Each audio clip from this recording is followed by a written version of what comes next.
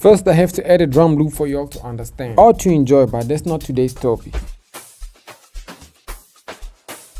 Now, today's tutorial is a lock drum slide effect, the one of my subscriber asked me to re-explain properly.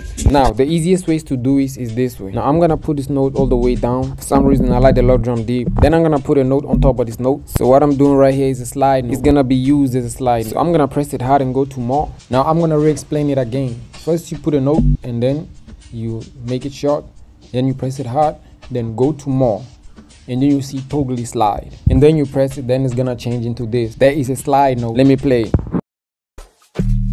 And you gotta put your headphone too to hear it properly. Now let me show you a different way to do this. You see this pitch right here? That's what we are going to use to make a slide effect in a different way. So first you press the record button, then you press the pitch, then it's gonna make an automation clip for you like this one. After that, you get inside and move it up and down depending on how you want it to pitch, just like this. Watch. Yes. And then down. Now let's play.